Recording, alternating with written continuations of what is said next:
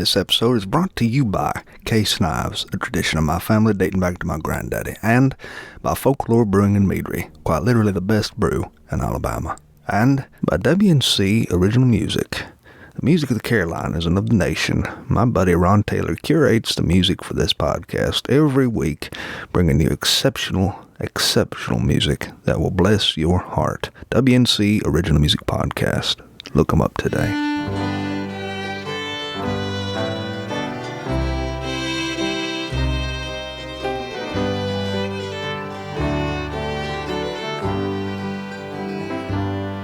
Oh, give me a home where the buffalo roam and the deer and the antelope play, where seldom is heard a discouraging word and the skies are not cloudy all day. Home on the range, where the deer and the antelope play, where seldom is heard a discouraging word and the skies are not cloudy all day. Oh, you are listening to Sean of the South, coming to you live on a Friday night. I'm your host tonight, Sean Dietrich, coming to you live via the podcast airwaves and the radio waves all over this fine nation. This episode is brought to you by Case Knives, a tradition in my family dating back to my granddaddy, who once said the best cure for idle hands was simply to sit down and build something. So keep your hands sharp with a Case knife. How often at night, when the heavens are bright, I see those flickering stars. Have I laid there amazed and asked as I gazed if their glory exceeds that of love?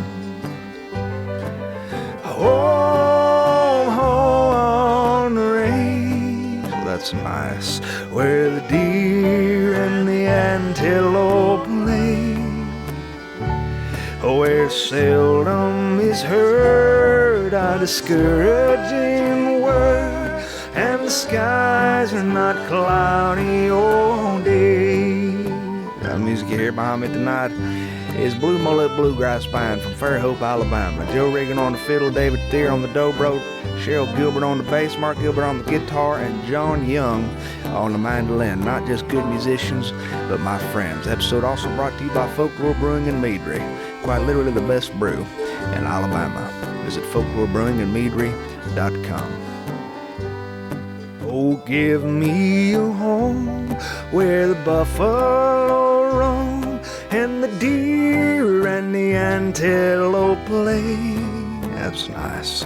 Where seldom is heard a discouraging word and the skies are not cloudy all day. I think I just sang this verse somehow. Home on the range, where the deer and the antelope play, where seldom is heard a discouraging word and the skies are not cloudy all day. Oh, that's nice. Blue Mullet Bluegrass Band from Fairhope, Alabama, and the boys serenading you on a Friday night. This episode also brought to you by Midnight Shift Coffee, midnightshiftcoffee.com, the official coffee of Pensacola's finest. Pensacola's finest being the Pensacola Police Department. A buck from this bag of coffee goes to support the Riley Foundation, which helps to fight childhood cancer. Ironically, that's what our show is kind of about tonight. It is about the men and the women who not only fight against childhood cancer, but maintain the spirits of those going through it. I was wandering through Children's Hospital, I'd say maybe about a year ago, with my buddy Howard, who serves as a greeter at Children's Hospital. He helps lead people from point A to point B. Children's Hospital of Alabama is a hospital that has done some incredible things for children, not just with cancer, but all sorts of problems.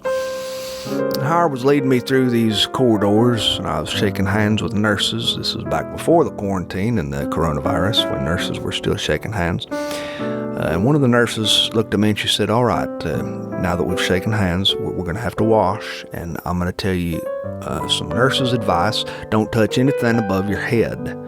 Don't touch anything above your head. This is how we prevent the spread of germs to you and yourself." And then she gave me a mask, and she gave me gloves, and we toured that little hospital. It was wonderful. And there was a man there who dresses up as superheroes. Batman, I think, he mostly dresses up as. I think he dresses up as Superman sometimes. He's a police officer, an Alabama police officer, and he is there to make kids smile and laugh while they go through the worst period of their life. Of course, it's not just the kids who go through the worst period of their life when they have childhood cancer. Pediatric cancer also affects the families, the mothers, the fathers, the brothers, the sisters, the cousins, the aunts, the uncles, the grandparents, the friends, the school friends, the teachers, the librarians who love their children so much, the Sunday school teachers, the friends at church. Everybody is affected. This is a tough time for families to go through, but I'll tell you one thing. After all the stories that I have read and heard about these kids who go through these periods of their life, I'm struck with the idea that these children are not just children at all. These kids are cowboys. They're heroes of our Western world. They are heroes of our world. And so we like to dedicate this show to them. We're not here to make them feel sad. We're not here to bring them down. We're not even here to make you cry. We're here to bring a smile to the face of the children with cancer. And I'm talking primarily about a boy named Ben, a boy named William, a girl named Lainey, a child named Wally, Seth, and Jake.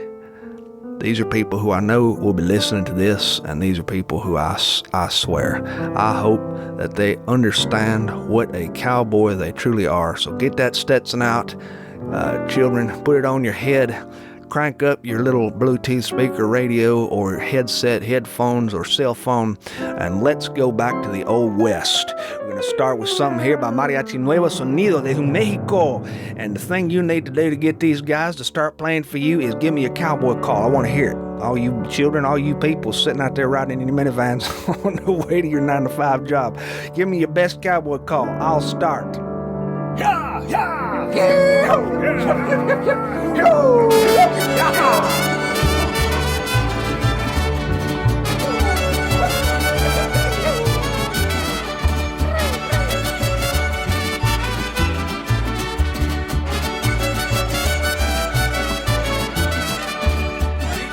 Llamaba la que vive junto al río, tápame con tu rebozo que ya me muero de frío.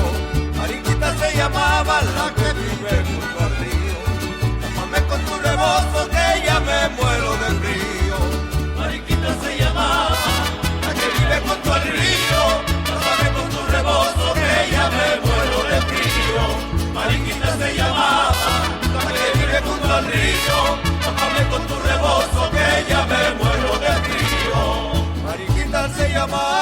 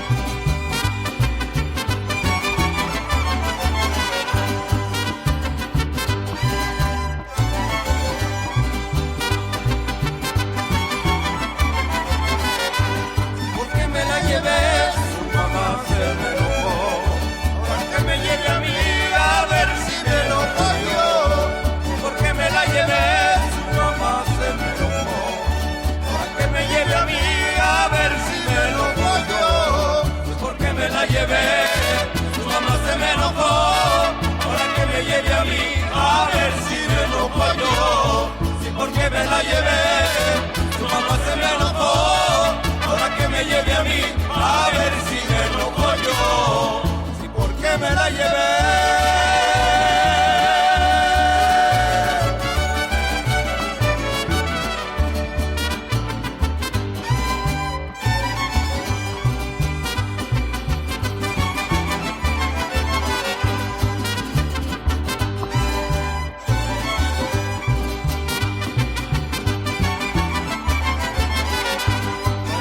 Dame un beso, tu mamá me lo mandó.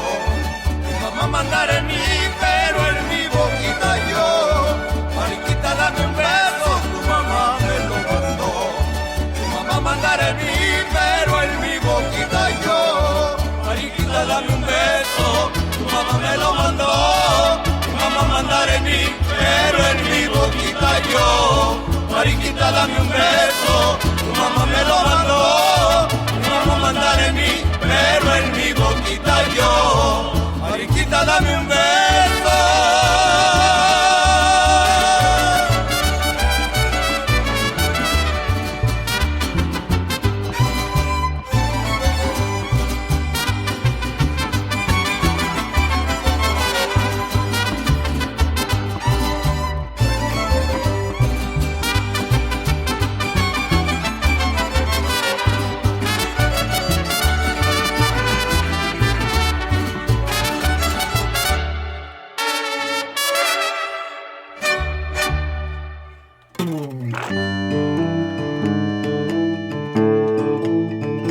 This broadcast is brought to you by Sunshine Organic Salsa, the salsa with a kick.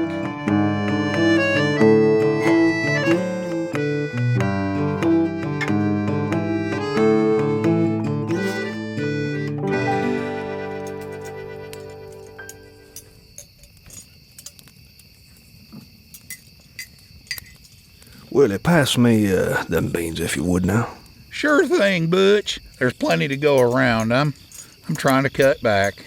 Cut back? What are you talking about? Well, I've noticed my chaps are getting a little tight, and you know how Cookie's always adding extra bacon to those beans. It's like he wants me to get fat. Oh, Willie, you ain't fat. Well, thanks. You're just extremely bloated. Well, you see there now, that's exactly what I was talking about. I'm tired of looking fluffy. I've been looking into diets. Diets? What kind of diets? Well, Suzanne Summers has a great book called Hydrate Your Way Down to Your Ideal Weight. What's the catch? No catch. It just looks like she's recommending a diet of pretty much water and, well, that's it, just water. Willie, you'll starve to death if you try to live on just water. Well, it's either that or the Mesolithic diet. The Mesolithic. It's like the Paleolithic diet, only it came about 1,000 years before the Paleolithic diet. And what's the Paleolithic diet? Well, my daughter and her husband do it. It's basically where you eat like a Paleolithic man, and you skip shaving, and you just generally stink all day, just like a caveman.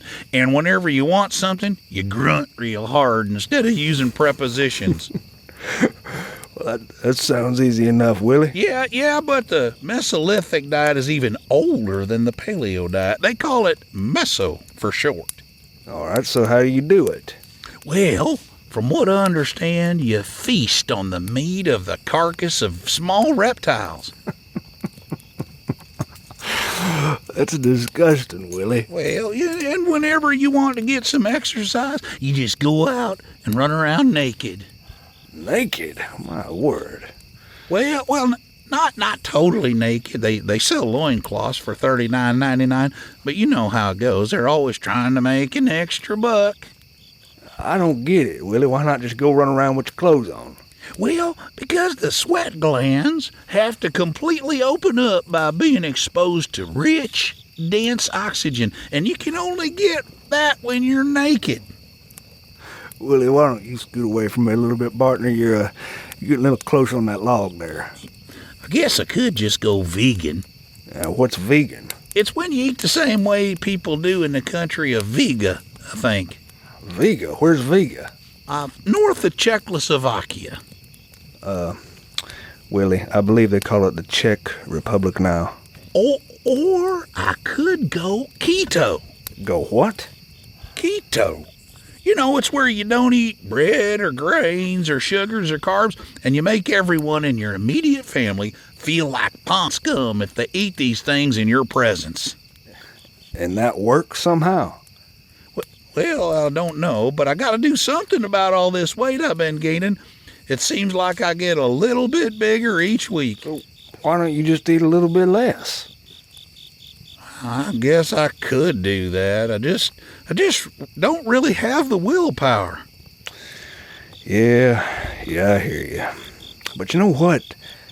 I got an idea.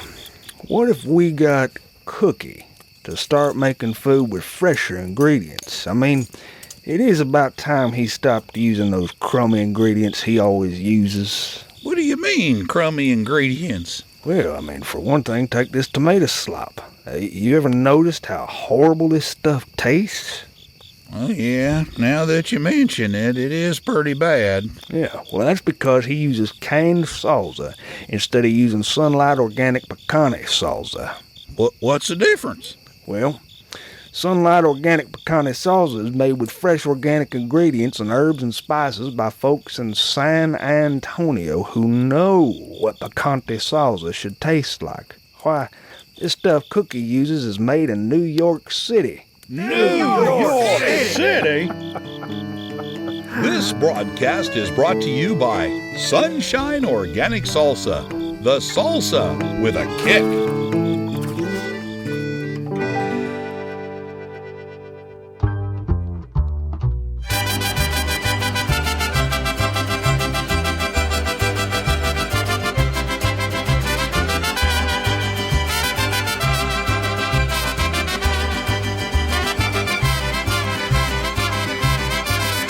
Guadalajara, Guadalajara, Guadalajara, Guadalajara, tienes el alma más mexicana, hueles a limpia rosa temprana. La verdejara cerca del río, sus palomos, su caserío. Guadalajara, Guadalajara, tienes el alma más mexicana.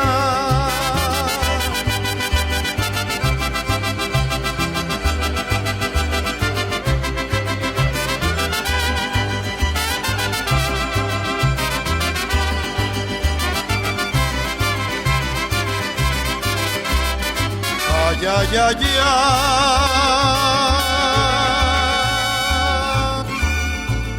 Colomitos lejanos,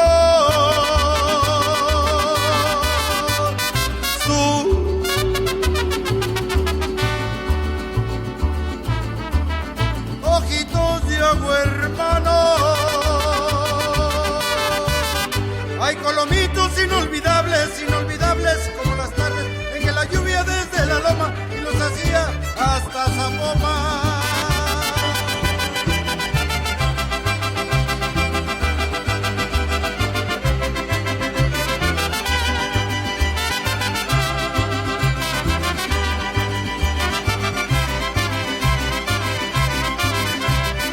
Ay, ay, ay, ay.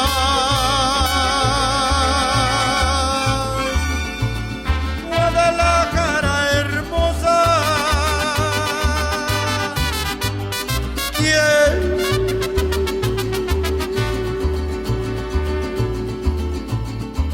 quiero decirte una cosa. Tú que conservas agua del pozo y en tus mujeres el fiel rebozo. Guadalajara, Guadalajara, tienes el alma más mexicana. ¡Sí, señor! Ay, ay, ay, ay, ay. Guadalajara.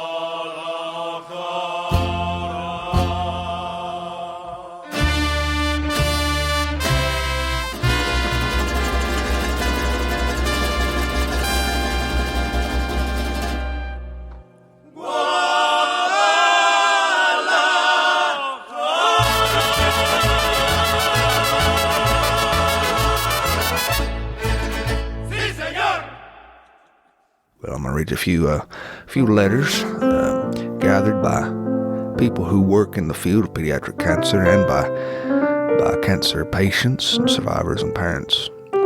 This first letter is written in very, very young handwriting, if I could describe it. Very nice young handwriting, but young handwriting. She writes, "My beloved sister, life is not about waiting for the storm to pass. It's about learning to dance in the rain. So I hope you brought your dancing shoes, because now is your time to open up your soul and let the rain cleanse you.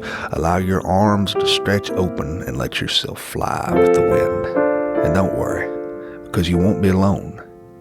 Dancing takes two people. As your partner, I promise to be here for you. So let my words pick you up when you are down. I will think of you always, guiding your feet into a rhythm of courage. All you have to do is have faith and spin with the music. So I ask you now, may I have this dance? Love, your sister."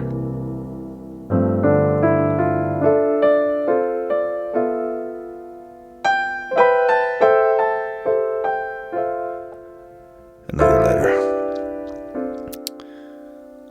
The beginning of leukemia meant the end of what I thought was normal.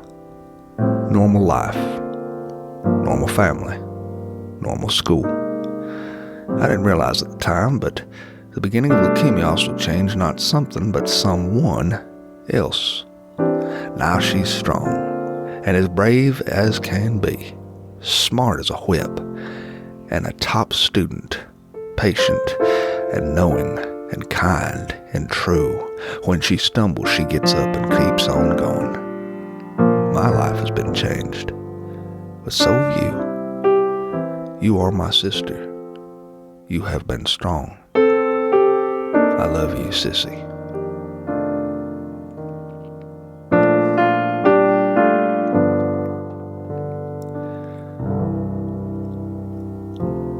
To whom it may concern, I am 6 years old. This is all my money, and I want to help kids with cancer.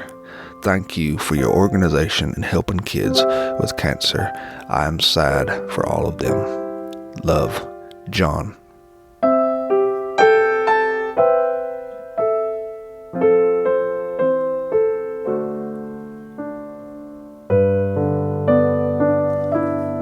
Dear Santa Claus, it's me, Rosie again. I was wondering if you would give me $5 for a cookie. The cookies are for kids with cancer.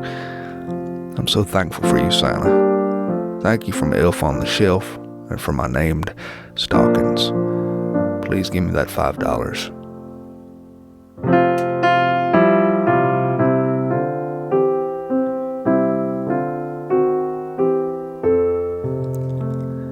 Hi there. I'm 10 years old, and I've been growing my hair since I was 4 years old. And you know, I wondered what to do with it. And so I thought it would be great to give my hair to people and kids who lost their hair to cancer. I just can't imagine what it feels like to lose your hair or to have cancer. So I just cut 13 inches off my hair so that you can make beautiful wigs for anybody who needs them. I sure hope they feel better and happier and don't have to suffer because of cancer. Maybe my hair will help them a little bit.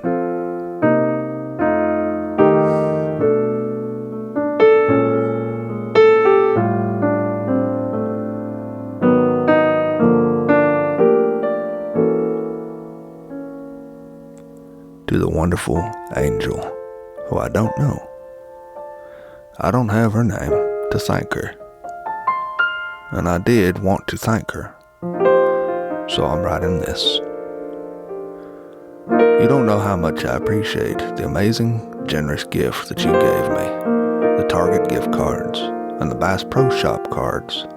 I love Target and I love Bass Pro Shop. Now I'm excited because I can go and buy some things I want for this summer. Thank you so much. This gift came at a perfect time. Life can be so complicated being in the hospital, and having to worry about money is a shame for my mom. Thank you not only for the gift, thank you for worrying about me. With love and hugs. This song that I'm about to sing is a song that was written in 1882. Old song. A song written with interesting lyrics. It's associated with the West, but it's also associated with smiling and singing, even though you feel like crying. This song was sung in 1979 when Pope John Paul II came to visit the West in Mexico. Mariachi bands gathered in front of the huge crowds that were there to welcome him, and they played this song for the Pope. And they did it again when Pope Francis visited. It's a song that was written in 1882, originally written to lift the spirits. When literally translated from Spanish to English, it is translated as sing. Don't cry. Now let's see if the boys and I can pull this off. De la Sierra Morena, cielito lindo, vienen bajando un par de ojitos negros, cielito lindo de contrabando. De la Sierra Morena, cielito lindo, vienen bajando un par de ojitos negros, cielito lindo de contrabando. Ay, ay, ay, ay, canta y no llores, porque cantando se alegran, cielito lindo, los corazones. Ay, ay, ay, ay, canta y no llores, porque cantando se alegran, cielito lindo, los corazones.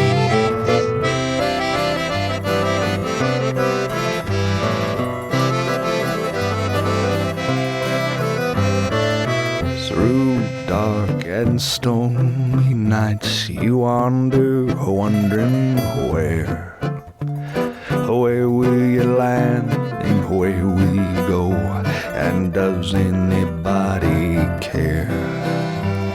The bird who flies in the storm must remember there is one who watches his flapping wings and will guide him to the sun. Oh, ay, ay, ay, ay, canta y no llores, porque cantando se alegran, cielito lindo, los corazones. Oh, ay, ay, ay, ay, canta y no llores, porque cantando se alegran, cielito lindo, los corazones. Ay, ay, ay, ay, sing and don't cry, porque cantando se alegran, cielito lindo, los corazones.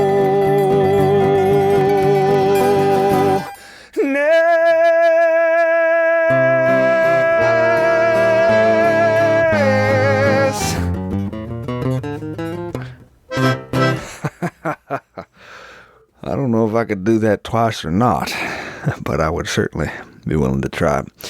I learned this accordion, this instrument here, this ugly squeeze box on my chest. I learned this when I was just a kid. My granddaddy told me that it was a great way to pick up chicks.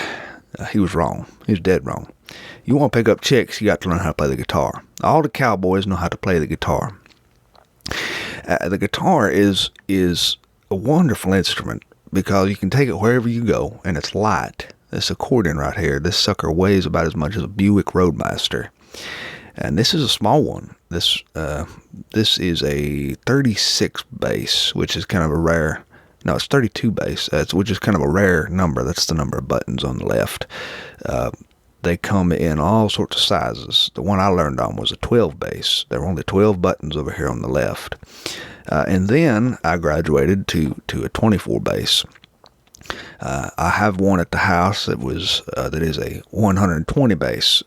There are so many buttons on there. I couldn't possibly play them all. I also have a 64 bass accordion that somebody gave me. That's the thing about accordions. When you are an accordionist, everybody will give you an accordion. That's because nobody can get rid of these things. I'm serious. I've been given accordions right and left.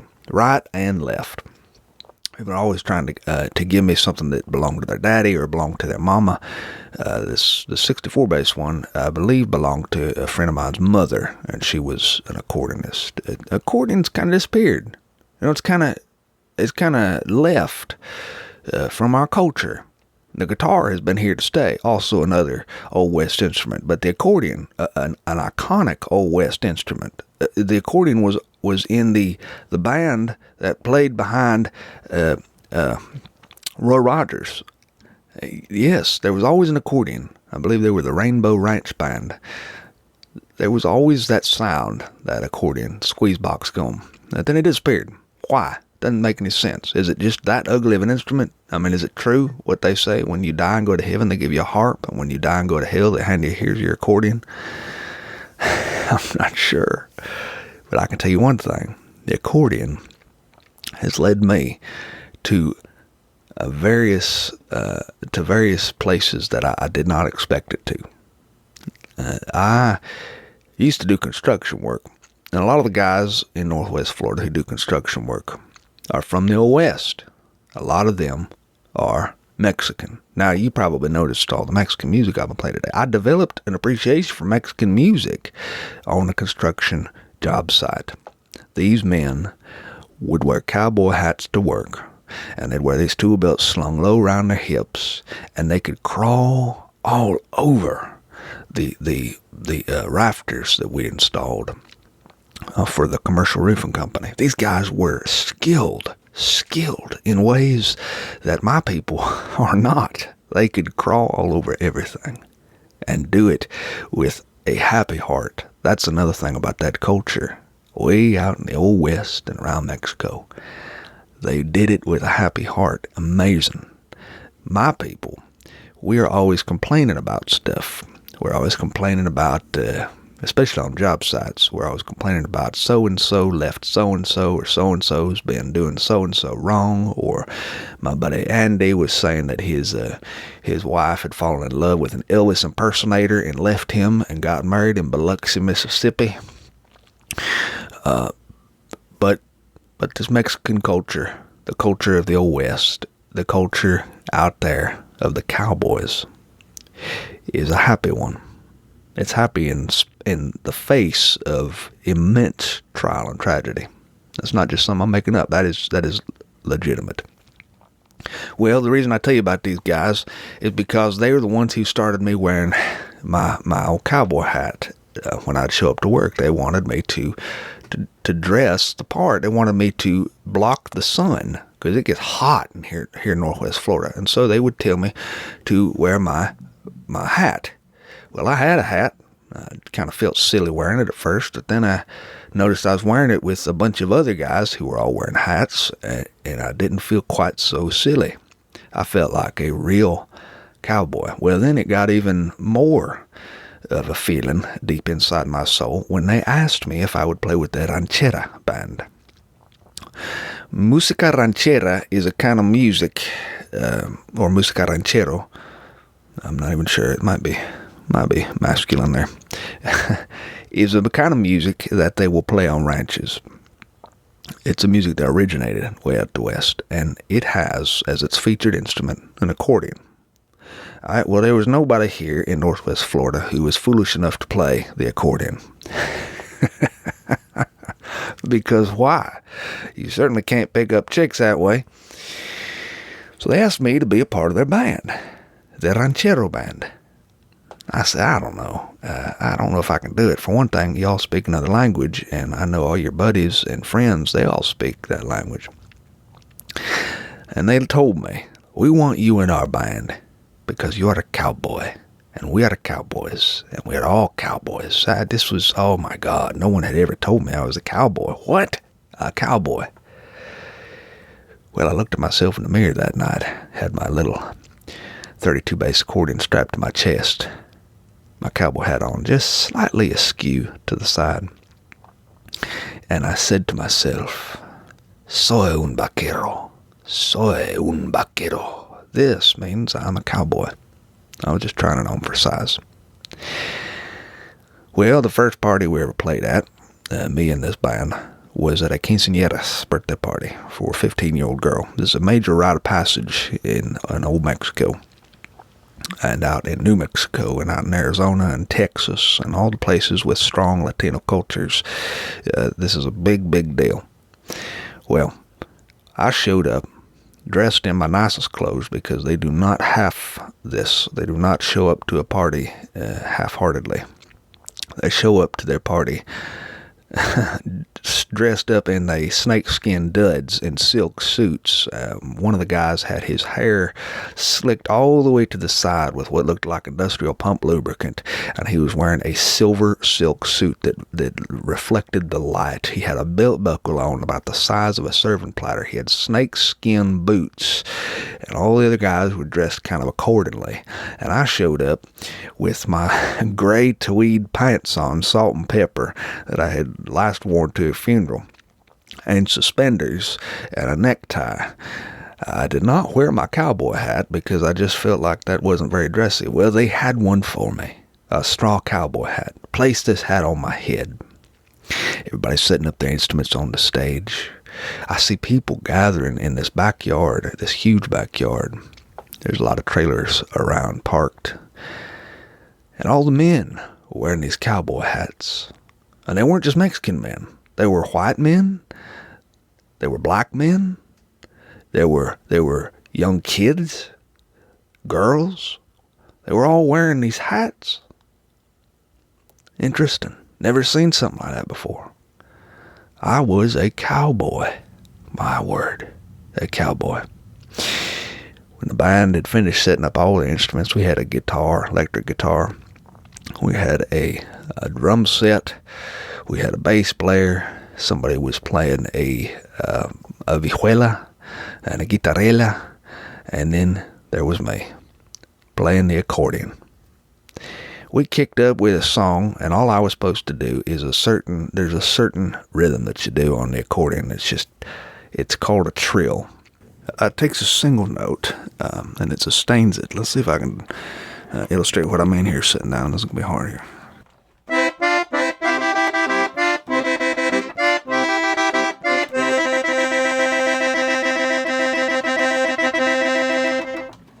Last part, that's what it is right there. That's, I think they call that a trill. I'm not real sure. As you can tell, I'm not the world's most accomplished accordionist. But it led me to the Old West. And there I was, part of a real Western ranchero band. And there were men and women out there dancing the Texas dances. They were two-stepping, do-si-doing, twirling, swinging their partner round and around. And there I was on the stage, playing a waltz.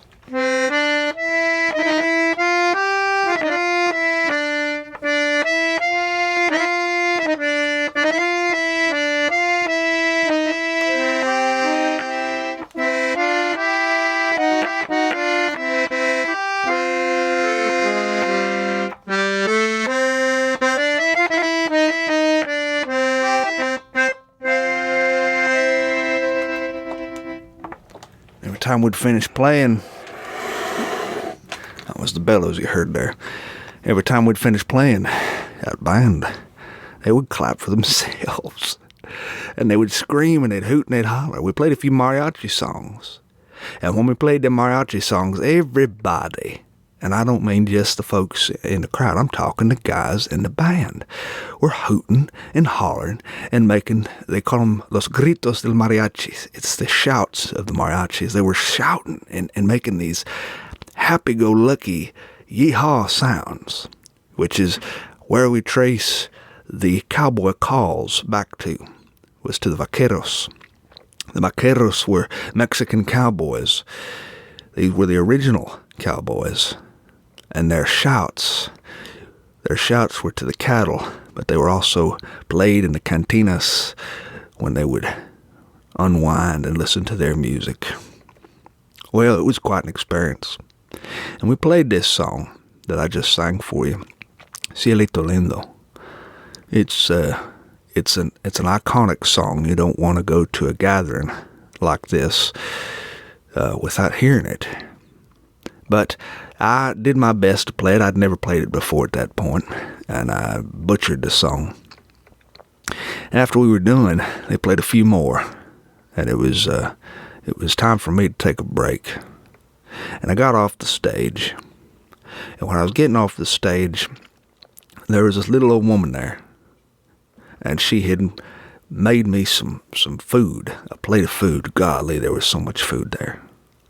And I looked at this plate of food, and she pointed to something, and she said something in Spanish. I had no idea what she was saying. She pointed to something else, and I had no idea what she was saying. Then she handed me this drink. It was white, like a khaki-colored white, like milk.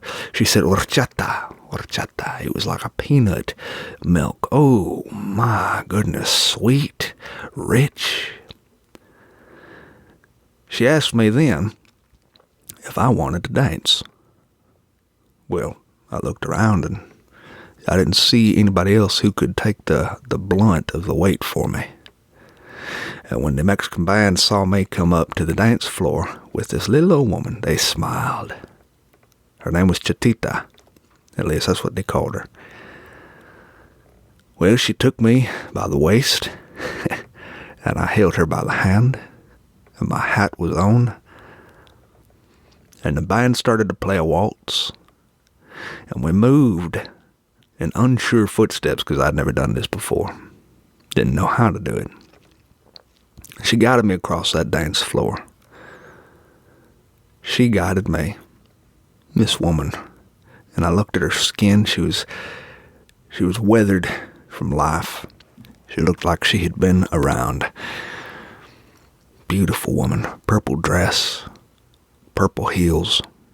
She was still short, even with those heels. I'm guessing maybe 4'9". And we twirled. And more people took the floor. Young people, old people, little kids. And you could see all these cowboy hats just swimming around. You saw flashes of belt buckles and boots on this makeshift dance floor. And the band was playing underneath cocktail lights. And I looked up at my friends, and they were winking at me, smiling. I looked down at this woman I was dancing with, and she had her head sort of pressed against my chest. It was special. It was my first moment into the world of cowboys. And it wasn't anything like I thought it'd be. You know that? See, I grew up watching old westerns and reading old west novels, the little 10-cent ones to get out the drugstore, clearance bin. Books with, with strange names like Stranger from Utah, or, Vampires and Cowboys Meet Aliens. Yeah, but this was different. There were no 6-shooters. There were no stallions. There were no fights in a downtown at high noon. There were no crooked sheriffs. There were no outlaws running around. There were people, and they were eating. And a lot of these people had no money. And so at the end of the party, after we had finished dancing, a few of the guys in the band turned over their hats, and they started passing them around. And these hats, these upside-down hats, started making their way through the entire crowd of people. And I saw folks reach into their wallets and their pockets and throw in money. I'm not talking little money. I'm talking dollar bills, lots of dollar bills. Kids were reaching into their pockets and throwing in handfuls of change. When the hat got to me, I reached into my pocket and did the same thing. And I asked one of my buddies in the band, I said, "What's this for?" I said, "Is this for the birthday girl?" He said, "Oh, no. This is just something we do for the people who need help." I say, "What do you mean? People who need help?" He said, "Oh, well, many of us, we are poor, and we help each other." Well, this wasn't anything like the cowboys I had grown up with, who ate a whole lot of chili and didn't help anybody, especially if they stood too close to them after the chili dinner. This was something else. These people were giving money to each other. Well, there was a woman in the back. She had a few kids. And these hats made their way through the entire crowd, jingling and rattling with change. And they made their way to this one older woman who I had been dancing with. She took these hats and she dumped the money out onto the ground, right there in the middle of God and country. And she started counting it. The band was still playing. Everybody was laughing and happy. Nobody was somber and sad. And she moved all this money into different piles. She had piles of dollars, piles of quarters, and nickels and pennies. And when she was finished sorting it, she took these piles and she walked them to certain families. And she went first to that woman with her children. Kind of a youngish woman, I would say, maybe early 30s. That's young to me.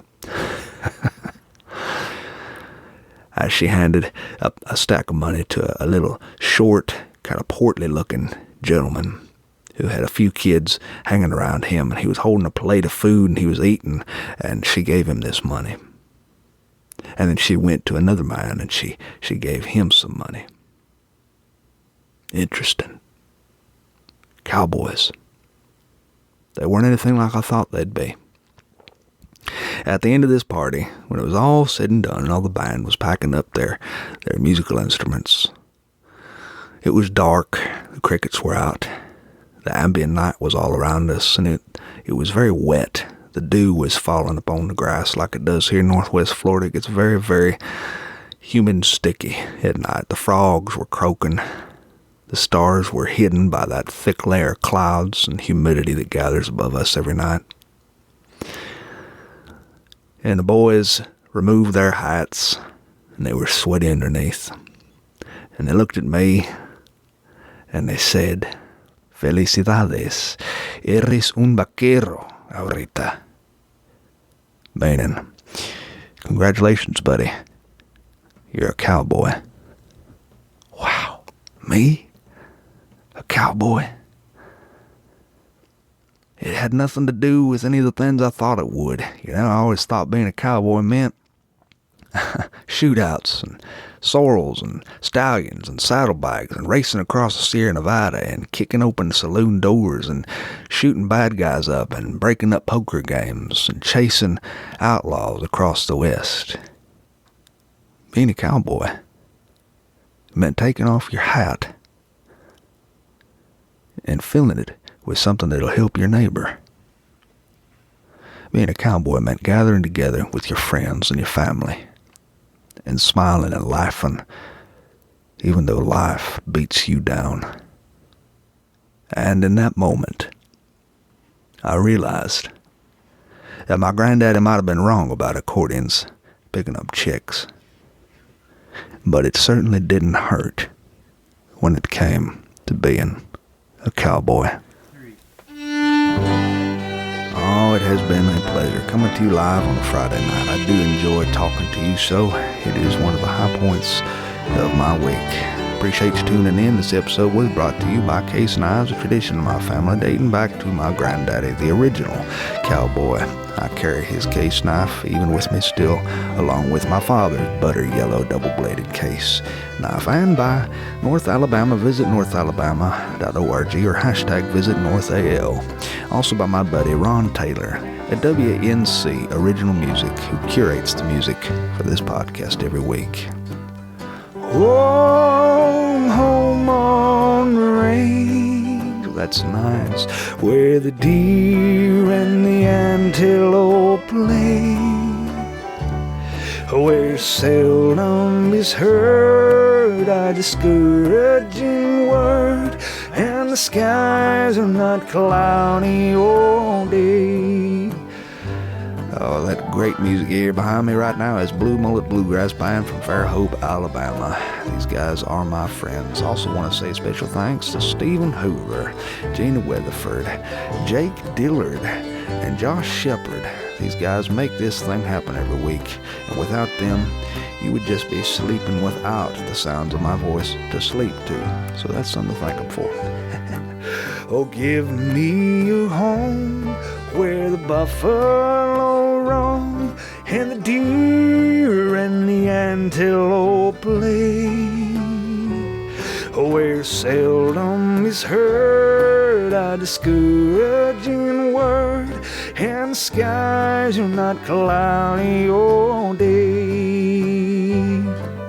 Home, home on the range, where the deer and the antelope play, where seldom is heard a discouraging word, and the skies are not cloudy all day.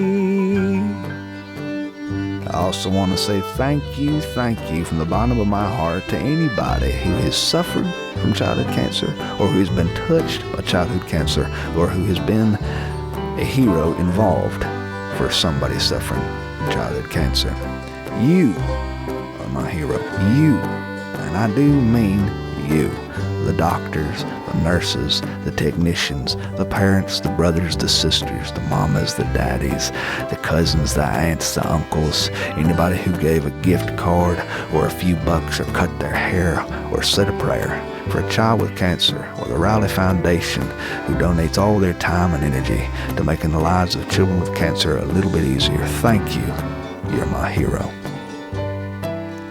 Home, home on the range, where the deer and the antelope play, where seldom is heard a discouraging word, and the skies are not cloudy all day. Have a great week.